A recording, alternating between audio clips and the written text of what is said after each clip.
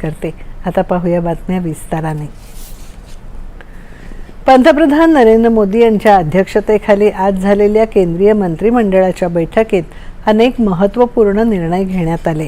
प्रधानमंत्री सूर्य सरोवर योजनेला आज मंजुरी देण्यात आली. धरणं, कालवे अशा विविध जलस्रोतांचा उपयोग करून तरंगते सौर प्रकल्प या योजनेद्वारे साकारले जाणार आहेत. केंद्रीय माहिती आणि प्रसारण मंत्री अश्विनी वैष्णव यांनी आज या निर्णयांची माहिती दिली.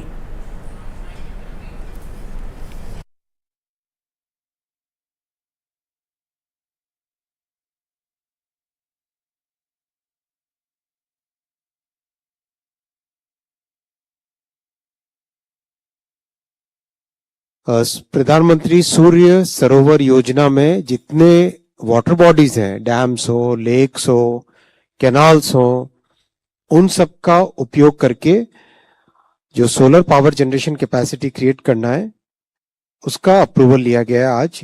102 गीगावाट यानी 1 लाख मेगावाट की कैपेसिटी पोटेंशियल है भारत में.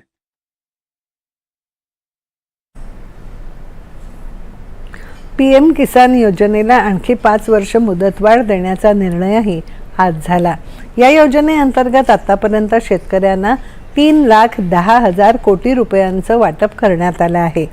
देशातले 85% शेतकऱ्यांचं कर्जावरचं अवलंबन यामुळे कमी झालं आहे, असं वैष्णव यांनी सांगितलं.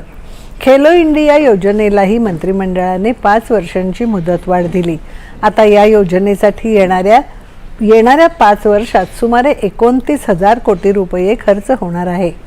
10 पट अधिक ॲथलिंटना या माध्यमातून मदत मिळणार आहे.